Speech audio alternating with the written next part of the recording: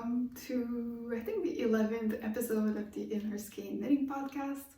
My name is Maria and I'm coming to you from the northeastern part of Italy. It's been a while since I sat down to record an episode. The last time, I think it was just before I went to get my sister at the airport, and I was mentioning that I wanted to film an episode with her. That did not end up happening. We got very busy and then we were too tired to do it. But she did learn how to knit socks while she was here, so that was fun. And other than that, I've been busy with designing and tech editing. And we also went last weekend, my partner and I, on a little road trip, I guess, during a long weekend to Umbria. So that's what I've been up to. I feel kind of rusty. I don't know how to do this anymore. And I apologize if the sound is not great. I lost a little piece of my microphone that needs to be plugged into my phone. So yeah, hopefully it's not going to be horrible. And as I'm watching my cat stretching over there, and I see all of her hair on the floor, I'll just mention that if you see like cat hair flying around, I apologize for that. I think that every time I sit down to edit a video, I notice a few of those and I'm like, ooh. And today it's particularly bad because we had to clean the filter of our vacuum because it's been working overtime basically. So I need to wait for it to dry until I can vacuum again. Anyways, that was very unnecessary. This is a knitting podcast and I don't have a lot of knitting projects today. I have some sewing also that I'll keep for the end. But yeah, I guess I'll start with the knitting. The first thing that I'll talk about is the Granina Socks. I don't remember where we were with this pattern the last time I filmed an episode, but basically now I have two pairs, the two different versions.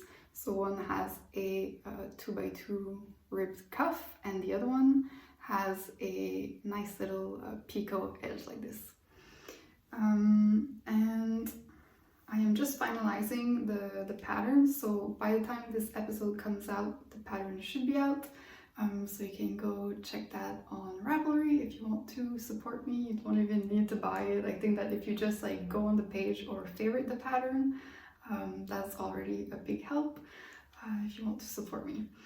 So yeah, as I was mentioning last time, Granina is not a real word. It's a mix between granny in English and nonna in Italian, because of the granny squares, and I didn't want to call it just granny socks. So yeah, what else can I say about this? This test ended last week and the tester made beautiful versions. You can go see on my Instagram stories some of the versions. I created a highlight so you can go and check it out there. And I think there's also a few on Ravelry as well if you want to check that out. But yeah, people got really creative with their color choices. Someone used like this main color here for the exterior was different than the main color of the body of the sock. So it really made like the granny square strip pop out. Someone also like exchanged, I don't know if I'm describing this right, but the color, so like the main color on this sock was actually like the petal color on the other sock and then vice versa. That was very original. There's a nice tweedy version.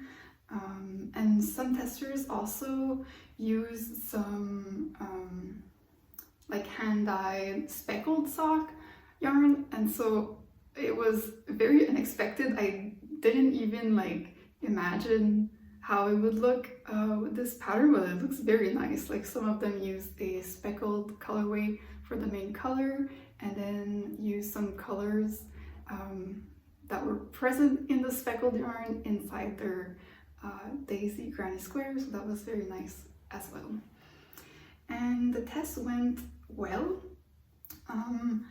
There were some things that came out during the test. For example, I don't think anyone had that issue, but it brought up a potential issue, I guess, that when you're knitting the socks, some testers were thinking that it wouldn't be long enough to like knit this part of the leg, because when you're knitting the gusset, because the sock is knit toe up, I'll talk a bit more about the construction after, but when you're like here, for example, you think, oh, I won't have enough to attach the knitted part to this portion of the granny square strip, but I think everyone made it. But it made me think that depending on the length of your feet, this might not work for you, and so I added a note in the pattern just to say that if you need longer socks, the only thing you need to do is just add a 5th granny square. So easy fix.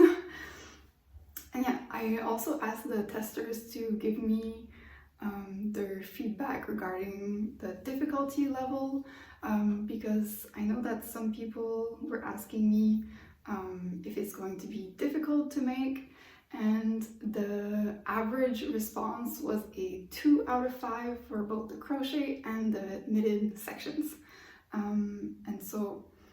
And I had testers from varying levels of experience for both crochet and knitting. And so I think it's not a difficult pattern, you just need to pay attention to the instructions, and there's video tutorials for almost all of the sections, everything except the heel basically, to show you how to work up the crochet squares, how to attach your granny square strip here to the toes, and then how to work back and forth to incorporate the strip. And it's all done seamlessly using modular knitting techniques. And then at the end, I show you how to pick up some stitches here to work the cuff.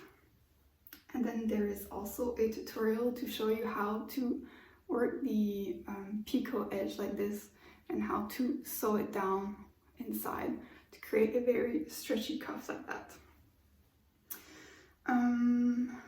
So yeah, I would say that if you are a beginner crocheter, even if you have no experience in crochet, you can do this if you know how to knit. A few of my testers had never crocheted before, and they were perfectly fine to do the granny squares with the video. And also, I think I had the 1 or even 2 testers that had never knit socks before, and they also succeeded very nicely. So it's not a difficult pattern, you just need to pay attention, I guess. And another question that I had was regarding the construction, because this is a toe-up sock, and I decided to write it this way just because you're kind of restricted here with the length of your granny square strip. And so it's much easier for me anyways to write a pattern where we're starting from here and then you're working your way up, and then after you just like knit the rest until you're done attaching the strip to do your cuff. Because if you're doing it the other way around, if you start with the cuff, then you need to really like gauge well where to start your gusset here if you're going from top to bottom. So it's not impossible, you can definitely do it. You just need to read the pattern in reverse, I guess. So the instructions that are given in the pattern to attach the knitted toe to the granny square stripe can also be used to attach a cuff here, for example, and then vice versa for the instructions for the cuff could be used to set up for the toe. So yeah, that's the only limitation really, is that you really need to gauge well where to start your gusset. So if you want to do this, I would suggest maybe to take like a pair of socks that you've already made and look at where the gusset is and then like put your granny square strip against this sock. And so for this one, for example, if we're basing ourselves, let's say that this is our sock that we've already knit, then you know that around here on your first crochet granny square, we would need to start the gusset. Or sorry, not the gusset, but the heel in this case. So yeah, I hope that made sense. If you need some guidance for that, you can definitely contact me.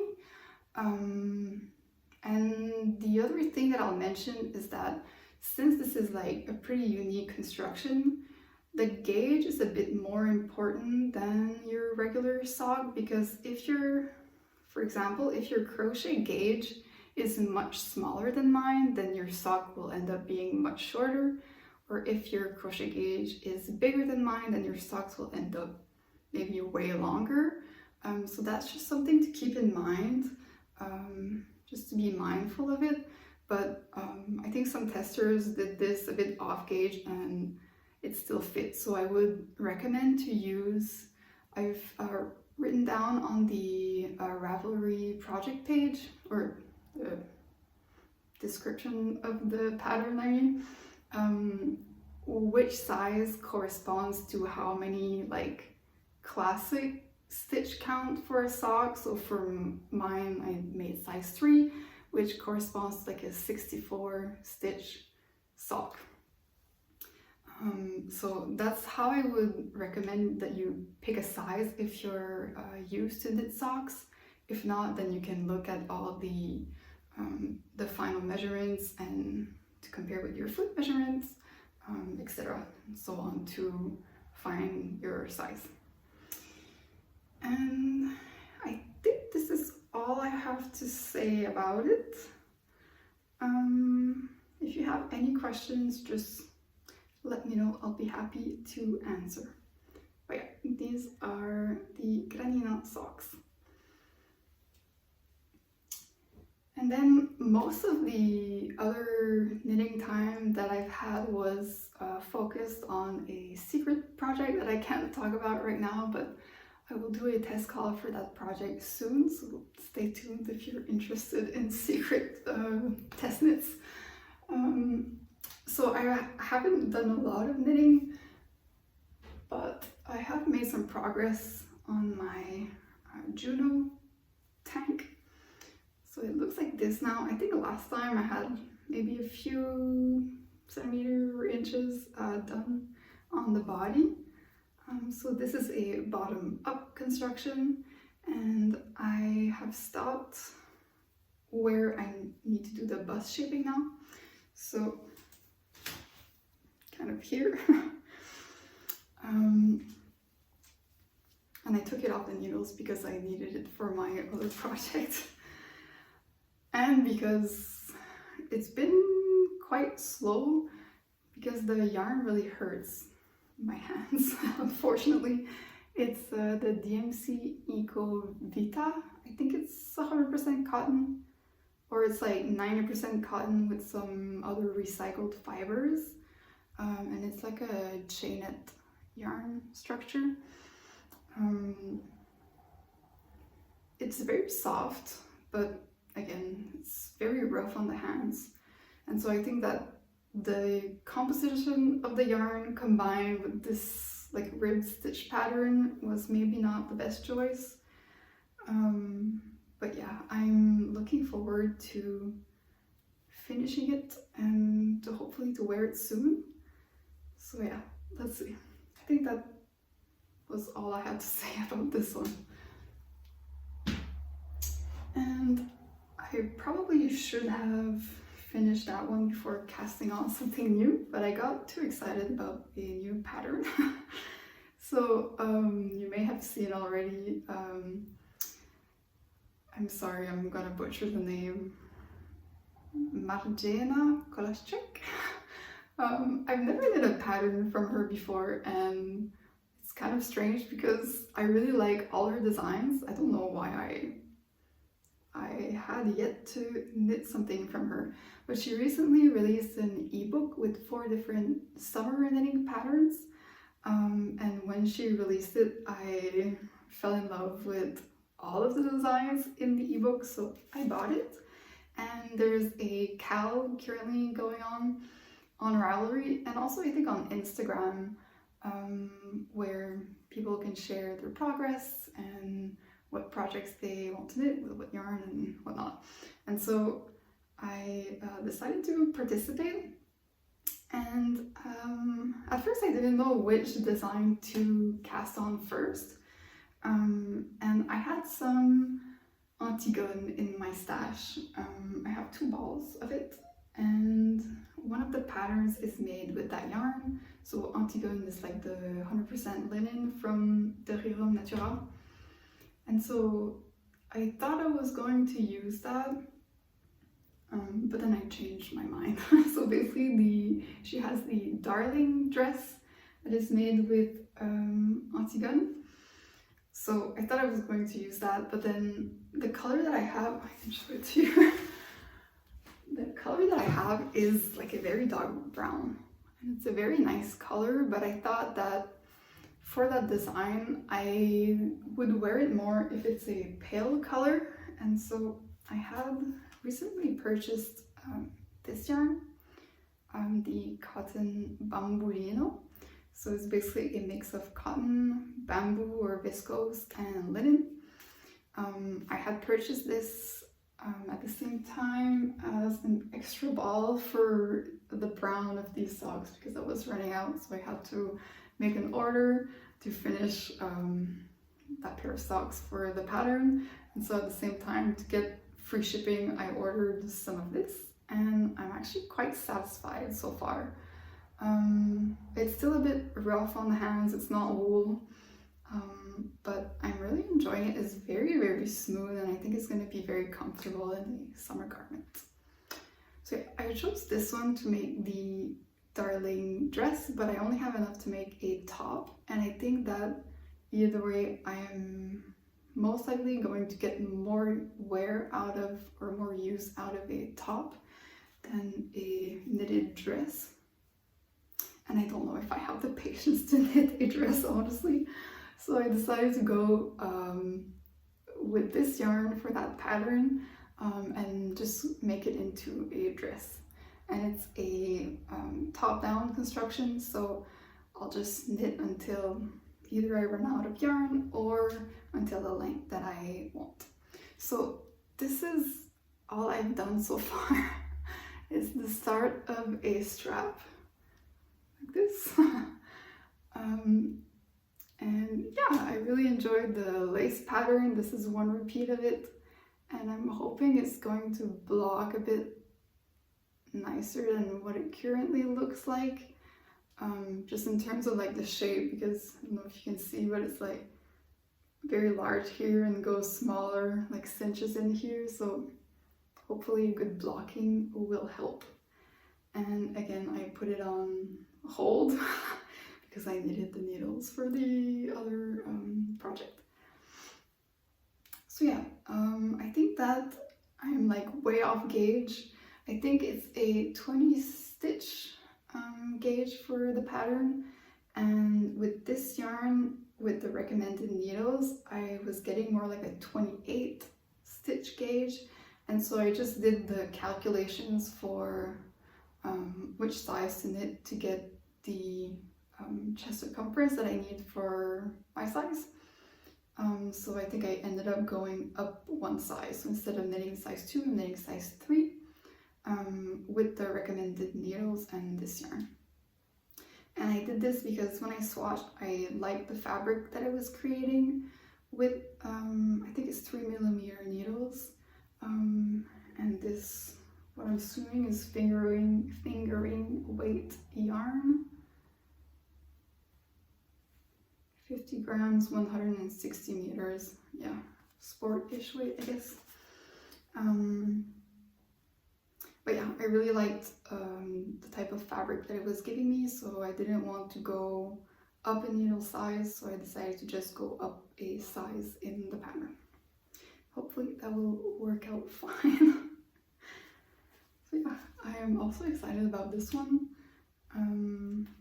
can't wait to have a bit more time to knit on it. Alright, and then I have I've made a few acquisitions actually in the last few weeks. I'll just show you one. It's not something that I bought, and I'll explain. But yeah, also when my sister came, she brought some yarn from Canada. One of the skeins I've already caked up, and it's going to be a future sock design. I tested something out and I just needed to do a few modifications, so I frogged it, and will hopefully be able to start that again soon. And other than that, my sister and I, we went to a few yarn stores when she was here, and so I bought a few things, but I think I'll just show that when I use it. But the other exciting thing that I received is this nice project bag. I really love it. And so if you're familiar with Funke from Mipi, the label, you probably recognize this bag already. It was in one of her shop updates, I think like 2 updates ago. And yeah, so basically it was like a pre-order, and I really wanted one. And I think like at the same time as she posted this pre-order, she also contacted me for a tech edit, because I think her first sweater pattern, which was my first ever tech edit that I did for her or for anyone, it needed a bit of regrading for some of the sizes. And so she did all of that, and she just wanted me to look it over. So she said, like, let me know like how many hours you need, I'll pay for it. But I was kind of feeling bad because, I mean, I'm so grateful for her and for all of my other clients, but especially her because she was the first person who trusted me to do a tech edit for her. And yeah, I felt bad that that was something that I missed from the tech edit. So I asked her like if she was up for it, that I would do it in exchange for a project bag, because I wanted to order a project bag anyways, and it was, you know, a bit less expensive than if she would pay me for a tech edit. And so I suggested like, okay, if you're down for it, instead of me ordering a project bag, we can do this little exchange. And so she agreed. And yeah, it took some time for me to receive the bag. And when it finally arrived, I went to get it at the post office, and I was expecting like a small envelope or box. And the lady at the post office had a hard time finding it. And so I was like, she was asking me like, is this like a small or a big package? Like it would help me to locate it. So I said like, well, like smallish, medium size. And she couldn't find it. And then finally, it's because it was in a pile of like bigger packages. And so I was like, oh, what is this? And so I got to the car, opened it, and there was not only this beautiful project bag, but also some yarn and some Dutch snacks. And so I was very touched by the whole thing. She also included this little card with sheep and a very sweet message inside. And so yeah, I was very happy to receive that. So I'll show you what was inside. Or maybe before, I'll talk about the project bag, because I think this is only my second like real knitting project bag. The rest of the time I basically just use baskets for my projects. And so I had the one bag that I had from before that my parents bought me some time ago. But I wanted something that I could like close like this. So this is perfect, and it's very well made. So if you like this, I would suggest to shop her next updates. They're very well made and very cute. This is like the type of thing that I could make on my own, but I don't really have the patience. I think one day I will learn how to quilt, but yeah, like the way that she arranged the colors was just so perfect that I really wanted this one.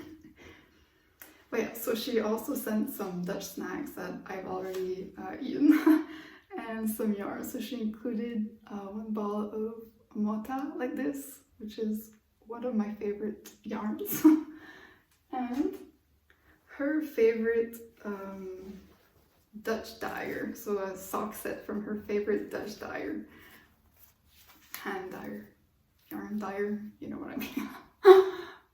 And so it's this one. It's super cute. I don't know if it's showing up well on camera, but it's like a very light pink with a lot of speckles, and they're all so nice, the colors. I love it, and with the minion like this, so I can't wait to use this. It was very nice of her. Too nice. I felt a little bit emotional when I received this. So thank you again. Okay. Alright, so I think that was it for the knitting part. I'm like dying to cast on several different things, but I am trying to contain myself, control myself. But yeah, the next thing to cast on my needles will probably be another pair of socks. But yeah, and then the other part, I guess, is the sewing bits. So I think when I did like my We Made May video, I realized that like I have a lot of clothes that I've made that I really love to wear, and I wear it a lot, maybe too much. And so now I'm left with a lot of clothes that show signs of use, which is fine. But yeah, I just felt like I needed a bit of a refresh of like summer garments, especially dresses. And so I ordered the fabric for this one that I'll talk about, but I also went stash diving, which is something that I try to do because I have a lot of fabric, and it's a lot of things that like I order and I think, okay, I'm gonna do this with it, but then it arrives and it's like not exactly what I had in mind, and so the plans change and sometimes I end up not using it right away. And so now I'm trying to like really force myself to come up with plans with these fabrics that I already own, so that I don't need to keep ordering fabric. Anyways, but if you're like me and you're getting a lot of Instagram ads for a dress from Daughters of India, then you may know what I was inspired by. I'll put the photo here if I can find it, but I kept getting this ad, and it was a super nice dress with a block printed fabric like this, and I couldn't get it out of my mind. It was like kind of like the perfect summer dress where it's like flowy, but it's like covering enough so that like you don't burn, because I burn in like 2 seconds when I go in the sun, so it's nice to have something that covers my shoulder.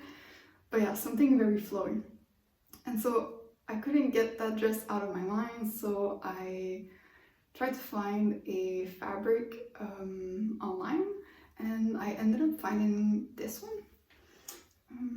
It's like I said, a block printed cotton fabric that I got from an online store in France. I think the name is Namaste Fabrics. So it looks like this. You can really see like the blocks. I really like it, it's nice. The only thing is that when I washed it, I noticed that it's like there's which is normal I think for block printed fabrics, that certain dyes that they use sometimes can have like a very strong smell.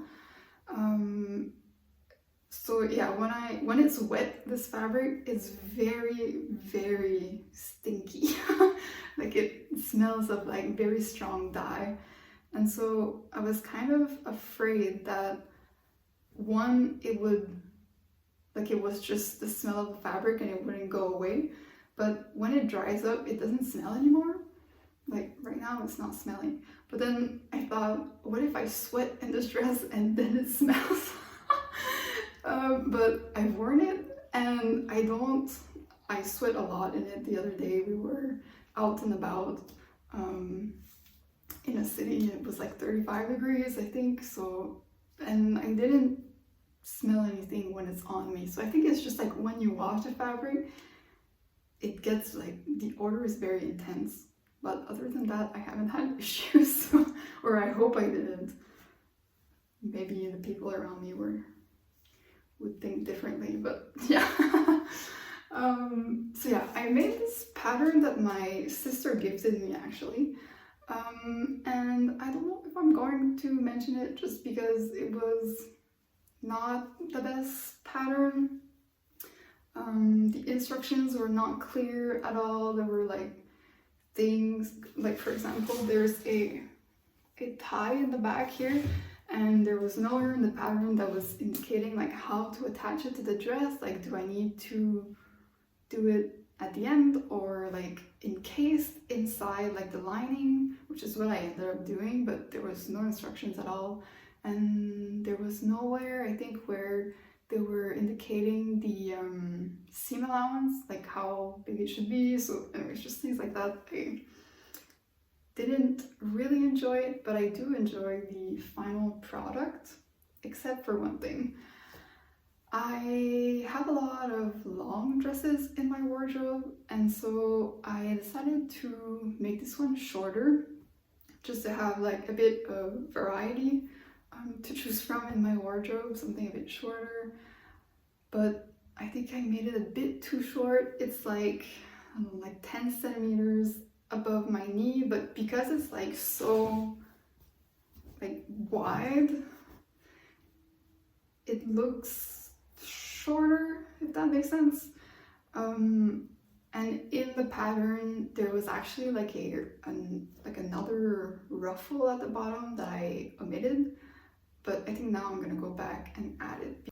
Sorry, it cut off. I think I was saying that we were visiting some towns last weekend, and I was wearing like a little backpack, and I don't know if it's because I had the backpack like on my back, but the dress was like just like bunching up back there. It was not flattering and not comfortable.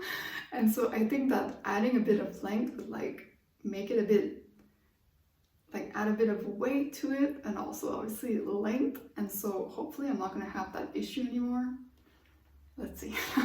But I think that either way I'll feel more comfortable in it if I add like the last ruffle like the pattern was suggesting. So yeah, that's it for this one. And then I made a second dress, and that one was with a fabric that I had in stash for a while. And I think this one, like I bought this fabric, which is like a double gauze, I think it's called. I bought this, I think in like when I started to sew again, like 3 years ago. And I think I bought only 2 meters, and I had like this idea of making this like super flowy, like oversized dress, but I think I had no idea how much fabric that would consume. And so I remember when I received the fabric, I washed it and then I laid it out on the floor. I put some pattern pieces on top, and I was like, oh, like there's no way that I'm gonna have enough. And so since then, I couldn't picture something else with it, so I've just left it in my stash. But recently I was wearing, now I don't remember the pattern, it's one of the McCall's pattern, but I was wearing, I think, that dress that I have in my Me Made May video maybe. And yeah, so I've been wearing that dress a lot, and I thought maybe I can make a second version with like a different sleeve and maybe make it shorter so it looks different, because I think it's very flattering. So this is what it looks like. I still haven't sewn on the buttons. it's like I guess it's like knee-length dress. So not exactly what I had in mind originally. Sorry, I have her hair somewhere. So yeah, not exactly what I had in mind originally. And I also wanted like a longer puffy sleeve, but I did not have enough fabric at all. So the only thing I could get out of my fabric was this little cap sleeve, which I think ended up fine, but I feel like it's making the dress look much more fancier than this vibe that I had in mind. But there's nothing wrong with that. I guess I'll just have another fancier dress in my closet. And if you follow me on Instagram, you may have seen that I posted a poll to see which buttons I should choose. Typically, I don't have issues choosing these things, but for this one, I think that originally I had planned to use these buttons, which is more like a natural look, but putting it on top of the dress kind of felt wrong. So I put a poll with also on the side these like mother of pearl smaller buttons, and basically this one won, and I think I agree now that this goes a bit better with the style of the dress. And the only reason that I haven't put them on yet is because I made this just before we went on the weekend little holiday, and I thought to myself, well, I have a 4 or 5 hour drive in front of me, and so I'll just sew on the buttons in the car while we drive there. But I forgot to pack thread. I packed everything, the buttons, the needle, everything except the thread. So, and we just arrived back Wednesday. Now it's Friday, and I've been focusing mostly on the sock pattern, so I haven't had time to sew the buttons on yet, but hopefully soon so I can wear it. Alright, I think that's it for this one.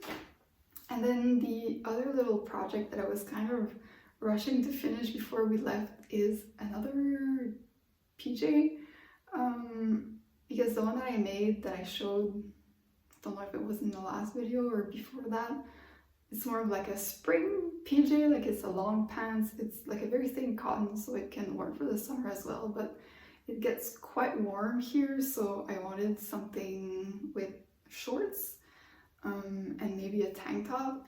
And so I went stash diving and I found this piece of pink linen that I got last year when we went to, I think we went to Austria. There was like a little market in like a random place that we stopped to have lunch, and there was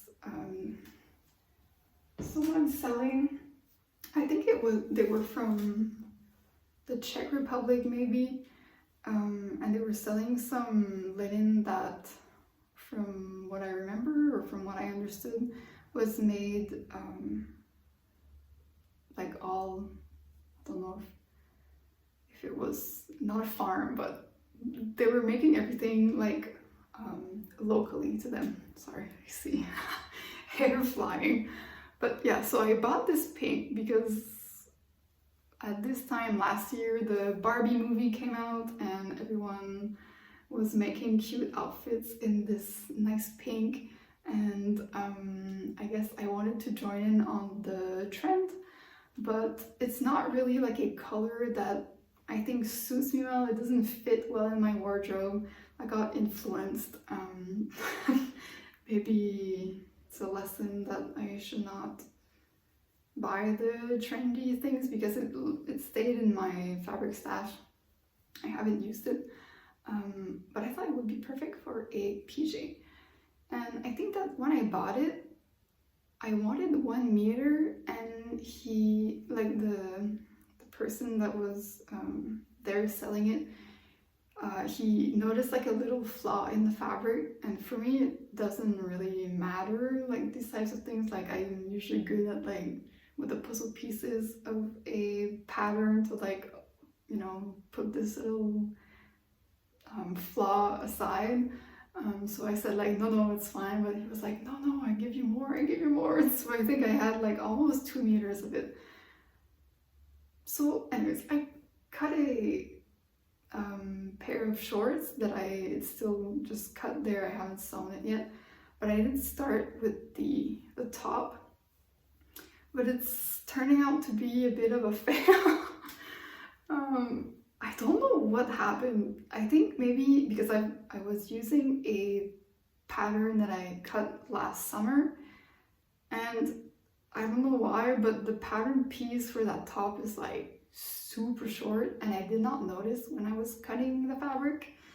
And so I ended up with I didn't finish it because when I realized, I was like, oh, like this is ridiculously short. So basically the bust darts are here, so it should sit here. Like this is my waist. My belly button is here for reference. It's like much more cropped than what I thought I was cutting, so I still don't know what happened, but yeah, I need to fix it. So hopefully I have enough fabric to make it a bit longer. And then the other thing that I started to work on is the strap. And in my mind, it was like going to be like super cute, feminine, flowy, effortless. But I think that because of the weight of the fabric, like it's not a thick linen, but because it's a linen, it has more structure to it. And so this is my strap. And it's not horrible, but it's just like much more bulky than what I had in mind. So yeah, I still don't know if I'm gonna keep it this way or if I'm gonna do something just a little bit more subtle. Let's see. But yeah, I guess it's giving Barbie. Let's see. But yeah, I think that was it for my projects for today. Yeah, I guess this may be a longer video just because of the outro. I like to put like videos of what I've been up to for you, but also for me. Like I want to have that as kind of like a journal so that one day I can go back and look at this time in my life and see what I was up to. And also for my family, because I'm far away from them, so they can see what I'm doing. But yeah, so it might be a bit of a long outro for this one. Apologies in advance, but you obviously don't need to look at it if you don't want to. And so yeah, I hope that you are knitting on things that you are enjoying. If you're knitting summer garments, let me know what you're working on. I always am interested in finding new patterns, and that's what I'm most interested in at the moment. And now I'm remembering that I forgot to say, for the Granina Socks, there will be a 15% discount until next Wednesday, July 3rd, I believe. So for 15% off if you use the code Granina15. But yeah, that will be in the Ravelry description also. So yeah, I guess that's it for today. Until next time, bye.